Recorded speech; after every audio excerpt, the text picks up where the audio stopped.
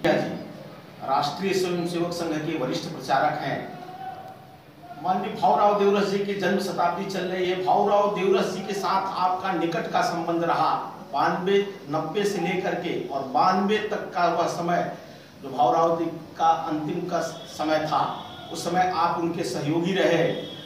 आदरणीय अशोक जी, भाऊराव जी के साथ आप रहे। भाऊराव जी के कार्यकर्ता विकास के बारे में, समन्वय के बारे में, कार्यकर्ताओं के संभाल के बारे में कहा जाता था। भाऊराव जी एक प्रकार से कुटुंब भाव को लिए हुए कार्यकर्ताओं का संभाल करते थे। आपका अनुभव क्या रहा? भाऊराव जी के पास जो है वो लगभग सन 1978 से ही कुछ संगठनों का काम था। भारतीय जनता पार्टी, अखिल भारतीय विद्यार्थी परिषद, विद्या भारती, ऐसे जो और विश्व विभाग, ऐसे 4-5 मुख्य काम थे जो संगठन के नाते से प्रमुख काम थे और उनकी गार्जियनशिप के नाते से देखभाल करने का काम उनका था। तो वो उसको बहुत विधि विधान से सभी उसके प्रमुख कार्यकर्ताओं से मिलना, बातचीत करना और उसमें क्या और हम अच्छा कर सकते हैं इसके लिए उनको बताना। जैसे एकल विद्यालय का विद्या भारती की योजना जो हुई, वो विद्या भारती की एकल विद्यालय की योजना ये भाऊराव देवरस जी की ही देन है। भाऊराव देवरस जी की ही ये कल्पना थी कि भाई ऐसे जो उपेक्षित वंचित क्षेत्र हैं, जहाँ के बच्चे विद्यालय में पढ़ने के लिए नहीं जा पाते हैं, उनके लिए शिक्षा की क्या व्यवस्था करें। तो इसके लिए फिर प्रत्येक विद्यालय कम से कम एक संस्कार केंद्र एकल विद्यालय ये चलाए।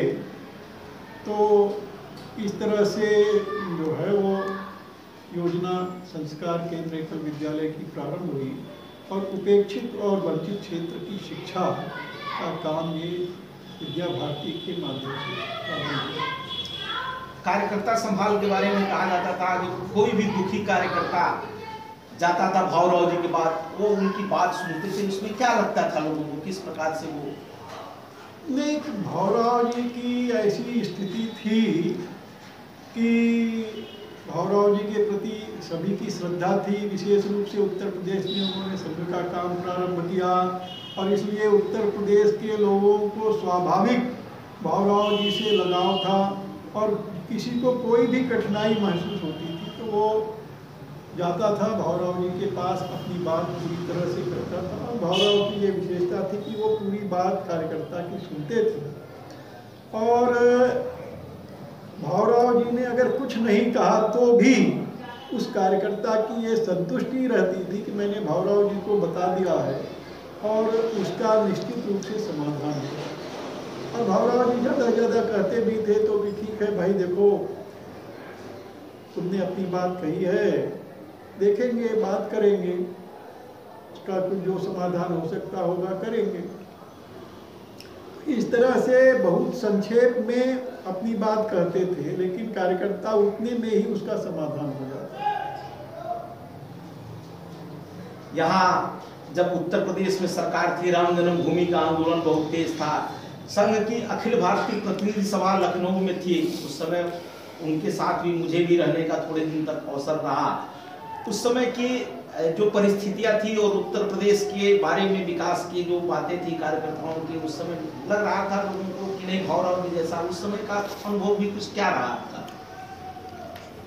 नहीं, उस समय सरकार के समय आप भी थे तो आपको भी ध्यान में होगा कि पूरे मंत्रिमंडल के लोगों के से भी अलग अलग घटों में उन्होंने बातचीत किया था और विधायकों से भी अलग अलग बातचीत किया था, यहाँ प्रतिनिधि सभा के समय रहते हुए भी। और इसलिए सबकी बात ध्यान में आने के बाद अगर ये कहा जाए कि भाई सरकार को किस दिशा में आगे बढ़ना चाहिए, उसके बारे में उन्होंने कैबिनेट को और मुख्यमंत्री कल्याण सिंह जी को इंगित भी किया।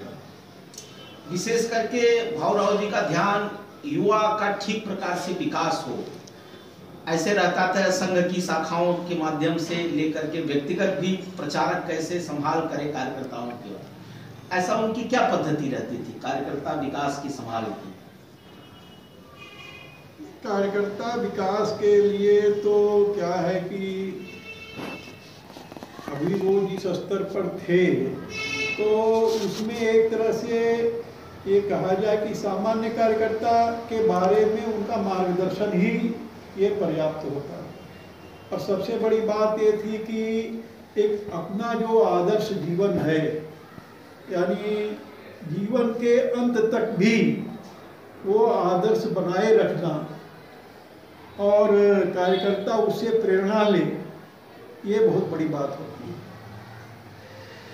यानी कभी यहाँ आए होंगे, केशव भवन में आए होंगे, कार्यकर्ताओं के बीच में बैठक हुई होगी, तो भी जो है वो यही कहते थे कि भाई जब लोग बुलाते हैं कार्यकर्ताओं के बीच में जाता हूँ और मेरी बात लोग सुनते हैं तो भी मुझे ये लगता है कि हाँ मेरी उपयोगिता भी है।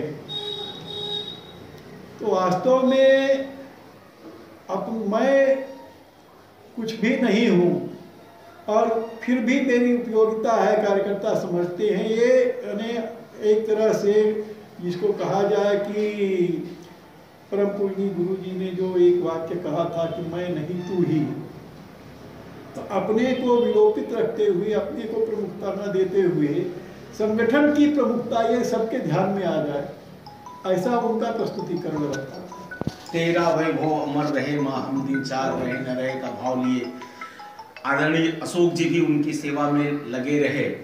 ऐसे आपको बहुत बहुत धन्यवाद।